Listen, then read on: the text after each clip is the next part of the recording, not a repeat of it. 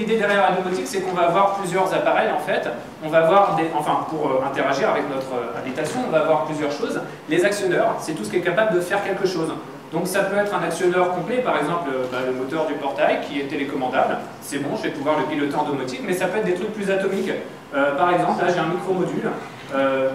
X10 pour le protocole qu'on vient mettre dans le tableau électrique et qui peut piloter en fait n'importe lequel des appareils qui est connecté dans votre tableau. Donc on a des détecteurs de présence, savoir s'il y a du monde dans des pièces. Ça peut servir pour une alarme, c'est souvent pour ça qu'on les utilise aujourd'hui, mais ça peut servir pour des scénarios plus avancés.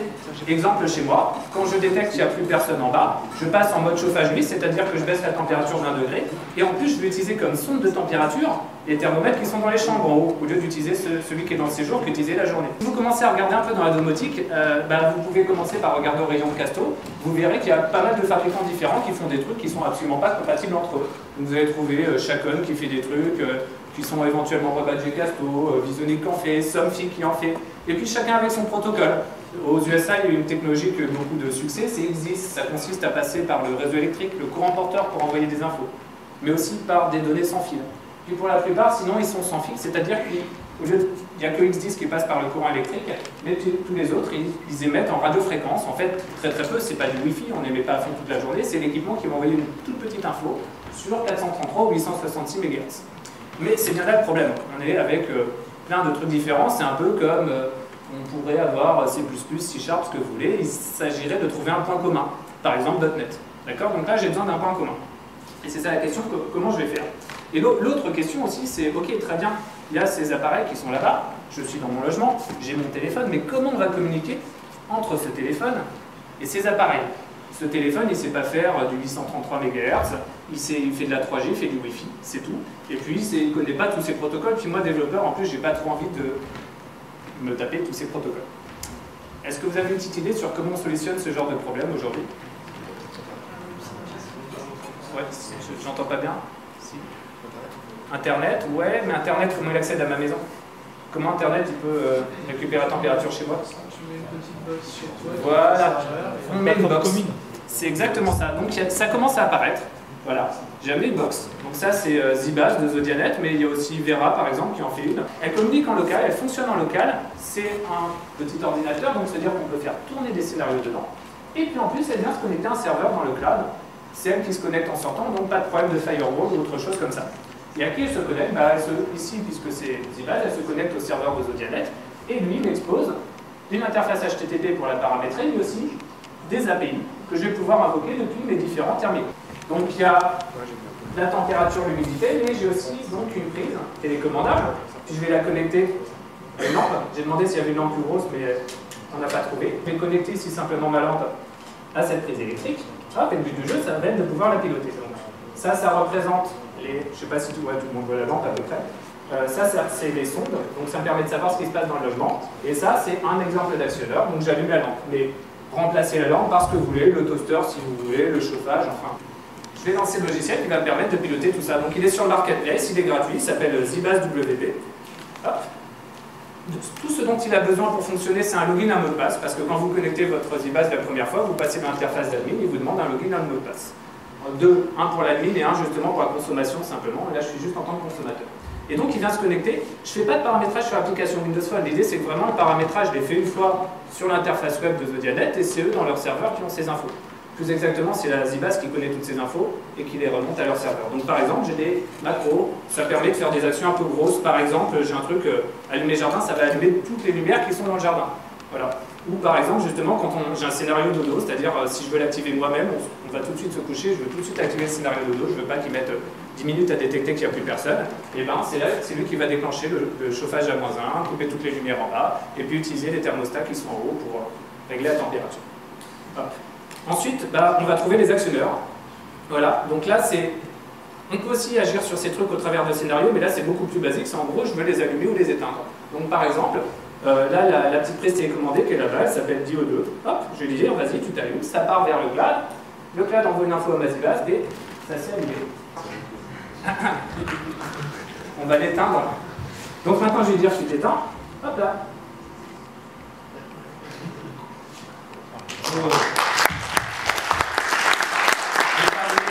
délai d'un quart de millième de seconde. Dans la vraie vie, c'est pas grave. Dans la vraie vie, si on veut piloter en local, ça va beaucoup plus vite. C'est-à-dire, on peut connecter l'interrupteur qui est resté sur le mur à la ZBase qui le commande tout de suite. Mais là, je passe par Internet. Donc, je suis mon Windows Phone est en train d'envoyer un ordre à Internet qui est retransmis sur la ZBase et elle transforme ça en radiofréquence pour piloter la prise qui est là-bas, d'accord? Donc entre les deux, là en l'occurrence, c'est le protocole 433 MHz de Chacon. Si vous allez chez Casto ou autre, n'importe quelle grande surface de bricolage, justement, ce genre de prise, vous les trouvez, vous savez, c'est dans les paquets de 3 prises avec une télécommande. Celle-là, ça coûtait 20 €, donc 20 €, vous avez 3 prises, une télécommande.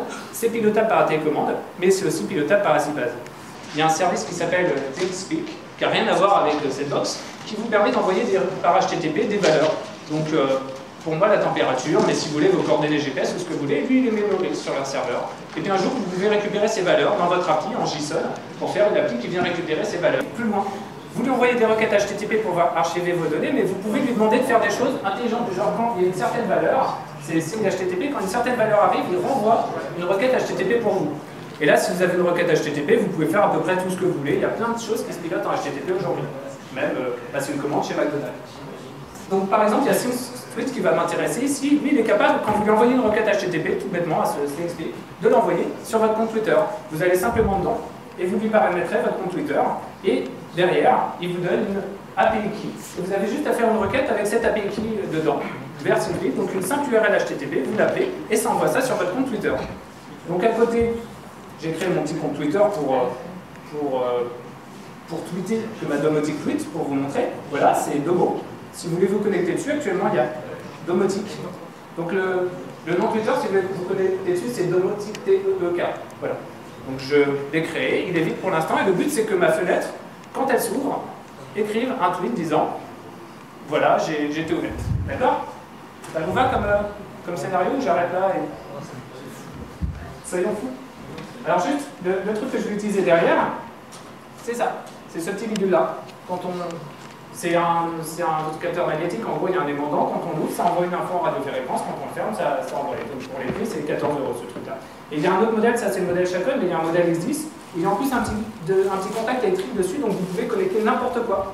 Par exemple, vous allez le prendre pour un fou, mais moi j'ai ma boîte aux lettres, il y a un petit capteur dessus, quand on met une enveloppe dedans, et ben il y a un connecteur comme ça qui envoie une info disant bah tu as du courrier. Ça, si vous attendez des lettres, vous savez quand le facteur est passé.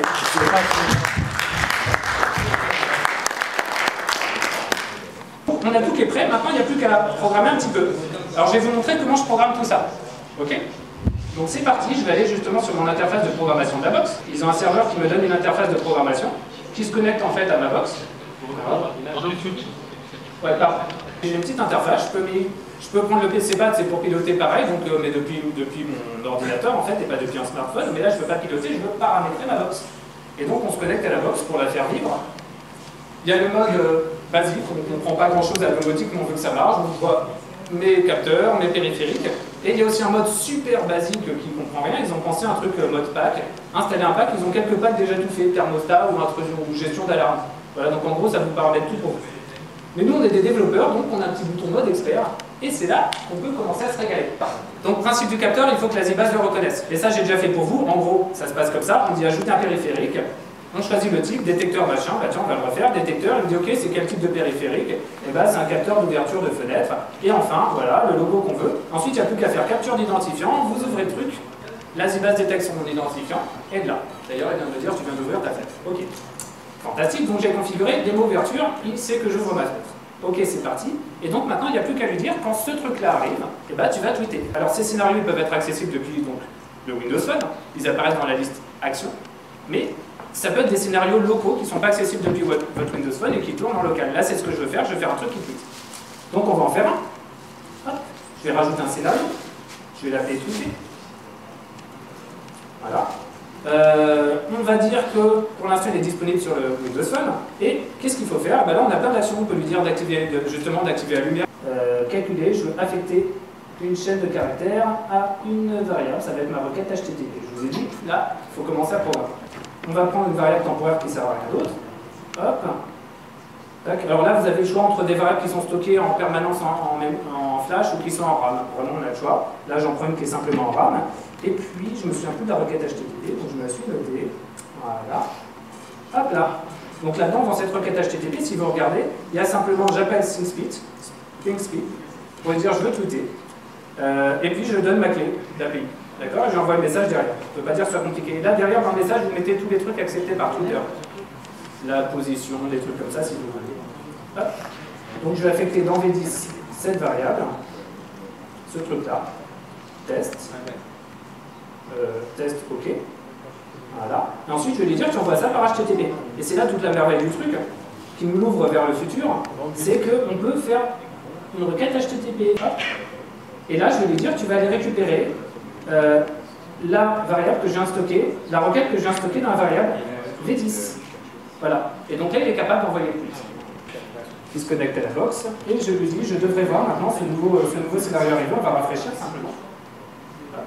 Récupérer les derniers scénarios parce qu'ils sont mis en cache locale, évidemment, et voilà, j'ai ce truc tweeté qui est apparu. Je vais appuyer dessus, et normalement, ça devrait envoyer le tweet vers Twitter. Donc là, ceux qui sont abonnés à mon compte Twitter Domotique devraient déjà voir le tweet, si je ne me suis pas planté. On va vérifier qu'il est arrivé. Donc là, on envoie dans le cloud une information. Hop, vous me direz, on n'avait pas besoin de tout ça pour faire ça. Yes, c'est parti vers le cloud. Donc là, c'est simplement pour envoyer un tweet. Qu'est-ce que j'ai fait? C'est lui qui s'est connecté à Internet dans le cloud, donc au serveur Zodianet, pour lui dire, vas-y, demande à ma box d'exécuter un scénario. Et la box a pris le relais. Elle a envoyé une requête HTTP vers ThingSpeak. Et ThingSpeak, toujours dans le cloud, a été dire à Twitter, rajoute ce message. Et maintenant, dernière chose, on va dire c'est plus le smartphone qui envoie le message, c'est ce bidule-là. D'accord? Donc que je connecte à une porte ou à une fenêtre. J'ouvre ma fenêtre. Je vais rafraîchir, il faut quelques secondes pour que ça parte dans le cloud, normalement, mais... Je rafraîchis encore. Ah, voilà. La fenêtre a tout.